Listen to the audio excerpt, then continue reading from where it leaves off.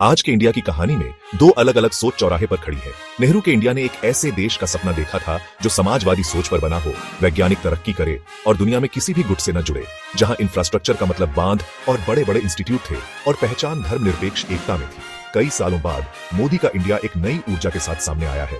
Market से चलने वाली ग्रोथ, डिजिटल क्रांति, बड़े बड़े इंफ्रास्ट्रक्चर प्रोजेक्ट्स और दुनिया में एक मजबूत पहचान।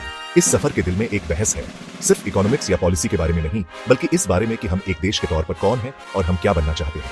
ये इंडिया की हमेशा चलने वाली बहस की कहानी है, विचारों का टकराव, सपने और मंजिलें। वेलकम। आज रात चलिए बात करते हैं एक ऐसी बहस की जो इंडिया को शेप कर रही है। ये सिर्फ पॉलिटिक्स या हिस्ट्री नहीं है, ये इस बारे में है कि हम कौन हैं। बड़ा सवाल, नेहरू का इंडिया या मोदी का इंडिया?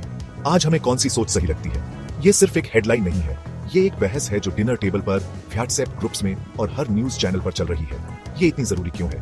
नेहरू ने एक मॉडर्न, सेक्युलर इंडिया का सपना देखा था, साइंटिफिक, इक्वल और कॉलोनियल बोझ से आजाद। वो यूनिटी इन डाइवर्सिटी चाहते थे। अब मोदी एक बोल्ड, आत्मनिर्भर इंडिया की बात करते हैं। वो इसे न्यू इंडिया कहते हैं, कॉन्फिडेंट, प्राउड और लीड करने के लिए तैयार। तो दांव पर क्या लगा है? ये सिर्फ पॉलिसी नहीं है, ये हमारी पहचान के बारे में है। हम कहां से आए हैं और हम कहां जा रहे हैं। चलिए सीधे नंबर्स पर आते हैं। इकोनॉमी, एक देश की जान। नेहरू का इकोनॉमिक मॉडल कॉलोनियल कैपिटलिज्म पर गहरे शक से पैदा हुआ था। उन्होंने 5 ईयर प्लान्स को सपोर्ट किया, जो इंडस्ट्री के लिए एक state lead top down approach थी। उनका गोल आत्मनिर्भरता था। उनके टाइम में इंडिया की जीडीपी ग्रोथ रेट करीब 3.5% रहती थी, जिसे फेमसली हिंदू रेट ओनफ ग्रोथ कहा जाता था। मोदी सरकार ने मार्केट ड्रिवन रिफॉर्म्स, प्राइवेटाइजेशन और बड़े फॉरेन डायरेक्ट इन्वेस्टमेंट को सपोर्ट किया है।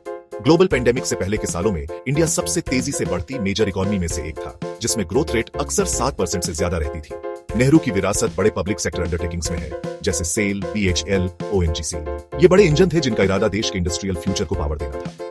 मोदी की विरासत इसके उलट यूनिफाइड पेमेंट्स इंटरफेस से दिखती है, जो हर महीने अरबों डिजिटल ट्रांजैक्शन प्रोसेस करता है, और एक बूमिंग स्टॉक मार्केट से, जो एक नए तरह के इन्वेस्टर कॉन्फिडेंस को दिखाता है। एक इकोनॉमी प्रोडक्शन लाइंस और चिमनियों की थी, दूसरी डिजिटल एल्गोरिदम और वेंचर कैपिटल की इकोनॉमी है। बेसिक सवाल वही है, कौन सा मॉडल सच में इंडियन लोगों की हेल्प करता है? जवाहरलाल नेहरू ने बड़े बांधों और फैक्ट्रियों को मॉडर्न इंडिया के मंदिर कहा था।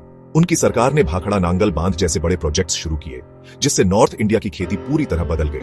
उन्होंने Indian institutes on off technology और ओनल India institute on off medical sciences जैसे बड़े इंस्टीट्यूट्स बनाए, जिससे साइंटिफिक और टेक्निकल एक्सपर्टीज की एक मजबूत नींव पड़ी। प्राइम मिनिस्टर मोदी ने मॉडर्न इंडिया के मंदिर की डेफिनेशन बदल दी है। सिर्फ बांधों पर फोकस करने की बजाय मोदी के टाइम में बुलेट ट्रेन प्रोजेक्ट एक सिंबल बन गया है, जो हाई स्पीड कनेक्टिविटी और फ्यूचरिस्टिक एम्बिशन को दिखाता है। इससे भी ज्यादा, नए मंदिर अक्सर डिजिटल हैं। डिजिटल इंडिया कैंपेन, जिसमें गांवों तक ऑप्टिक फाइबर नेटवर्क पहुंच रहा है और जन धन आधार मोबाइल की तिगड़ी को क्रांतिकारी इंफ्रास्ट्रक्चर के तौर पर पेश किया जाता है। मेरे स्मार्टफोन और क्यूआर कोड से मैं फॉर्मल इकोनॉमी का हिस्सा हूं, वो समझा सकती है। मुझे सरकार का पैसा सीधे मेरे बैंक अकाउंट में मिलता है। मेरे लिए यही असली आजादी है। उसके लिए नए मंदिर कंक्रीट और स्टील के नहीं, बल्कि कनेक्टिविटी और एक्सेस के हैं। देश के लिए सवाल यह है, क्या हम नेहरू के धीमे बुनियादी इंस्टीट्यूशन बिल्डिंग को प्राथमिकता दें या मोदी के तेज तर्रार टेक्नोलॉजी ड्रिवन एम्पावरमेंट मॉडल को? फॉरेन पॉलिसी के फील्ड में दोनों टाइम के बीच का अंतर शायद सबसे ज्यादा है। नेहरू कोल्ड वॉर से भरी दुनिया में आए थे। उनका जवाब नॉन अलाइनमेंट मूवमेंट था, जो आजादी का एक साहसिक दावा था। नेहरू का इंडिया सुपर पावर्स के खेल में मोहरा बनने से मना कर दिया था। उसने खुद को नई आजाद हुई दुनिया के नैतिक नेता के तौर पर पेश किया, शांति और समझदारी की आवाज बनकर। इस पॉलिसी से इंडिया को इज्जत मिली, लेकिन क्रिटिक्स कहते हैं कि इससे इंडिया 1962 में चीन के साथ युद्ध जैसे मुश्किल टाइम में अकेला और बिना मजबूत दोस्तों के रह गया। प्राइम मिनिस्टर मोदी की फॉरेन पॉलिसी को एनर्जी से भरपूर, प्रैक्टिकल और कई तरफा जुड़ाव से पहचाना जाता है। आज का इंडिया क्वाड का एक अहम मेंबर है, यूनाइटेड स्टेट्स, जापान और ऑस्ट्रेलिया के साथ चीन का मुकाबला करने के लिए। मोदी एक न थकने वाले ट्रैवलर हैं, एक करिश्माई परफॉर्मर जो बड़े बड़े स्टेडियम इवेंट्स के जरिए इंडियन डायस्पोरा से जुड़ते हैं और ट्रंप से लेकर मैक्रो तक के नेताओं के साथ पर्सनल केमिस्ट्री बनाते हैं। वो इंडिया को एक विश्वगुरु के तौर पर देखते हैं, एक वर्ल्ड लीडर, सिर्फ एक नैतिक आवाज नहीं, बल्कि अपनी जगह में एक लीडिंग पावर जो ग्लोबल आउटकम्स को शेप देने के लिए तैयार है। देश को खुद से पूछना चाहिए, क्या इंडिया का इंटरेस्ट एक नैतिक आवाज बनकर रहने में ज्यादा है या एक पावरफुल, प्रैक्टिकल प्लेयर बनने में? अब हम अपनी बहस के सबसे सेंसिटिव और कंट्रोवर्शियल हिस्से पर आते हैं, इंडिया का असली मतलब। नेहरू सेक्युलर स्टेट के सबसे बड़े सपोर्टर थे। उनके लिए इंडिया एक मिक्स कल्चर था, अलग अलग धर्मों और जातियों का एक पिघला हुआ बर्तन। उनका मशहूर जुमला यूनिटी इन डाइवर्सिटी उनका गाइडिंग प्रिंसिपल था। इस विजन का मकसद एक मॉडर्न इंडियन पहचान बनाना था, जो पुरानी धार्मिक और जातिगत वफादारियों से ऊपर हो। प्राइम मिनिस्टर मोदी के अंडर फोकस में एक खास बदलाव आया है। भाषा सेक्युलर स्टेट से सिविलाइजेशनल स्टेट की तरफ बढ़ गई है। अयोध्या में राम मंदिर का कंस्ट्रक्शन समर्थक ऐतिहासिक गलतियों को ठीक करने के तौर पर देखते हैं। लखनऊ में एक माइनॉरिटी कम्युनिटी का मेंबर डर जाहिर करते हुए कह सकता है, नेहरू का सेक्युलरिज्म हमारी सुरक्षा और बराबरी की गारंटी था।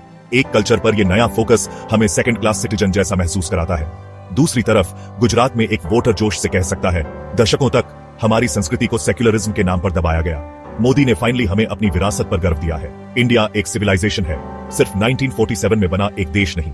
इन दोनों विचारों के बीच की खाई बहुत बड़ी है और ये हमारे समय के सेंट्रल कल्चरल कॉन्फ्लिक्ट को डिफाइन करती है। आज रात हमने दो इंडिया को देखा। हमने नेहरू का इंडिया देखा, एक ऐसा देश जो समाजवाद, धर्मनिरपेक्षता और गुटनिरपेक्षता के आदर्शों से गाइड होकर अपने पहले सावधानी भरे कदम बढ़ा रहा था। यह बहुत उम्मीदों और बड़ी चुनौतियों वाला एक प्रोजेक्ट था। हमने मोदी का इंडिया भी देखा, एक ऐसा देश जो जल्दी में है, महत्वाकांक्षा और आत्मविश्वास से भरा हुआ है। यह एक ऐसा इंडिया है जो बुलेट ट्रेन और डिजिटल हाईवे बनाता है, जो दुनिया के साथ अपनी शर्तों पर डील करता है। आंकड़े कहानी का एक हिस्सा बताते हैं। एक जीडीपी जो अरबों से खरबों तक बढ़ गई है, एक साक्षरता दर जो 20% से कम से 77% से ज्यादा हो गई है। चुनाव सिर्फ दो नेताओं के बीच नहीं है, ये दो बुनियादी फिलॉसफीज के बीच है। जैसे हम इस ऐतिहासिक चौराहे पर खड़े हैं, हमें अपने अंदर गहराई से देखना चाहिए। हम भविष्य के लिए कौन सा इंडिया बनाना चाहते हैं? एक ऐसा इंडिया जो अपने पहले प्राइम मिनिस्टर के सेक्युलर इंस्टीट्यूशन बिल्डिंग विजन में रूटेड हो, या एक ऐसा इंडिया जो अपने मौजूदा नेता के market driven culturally assertive vision से चलता हो? हमारे सामने दो रास्ते हैं। चुनाव, लेडीज एंड जेंटलमैन, हमारा है। देश जानना चाहता है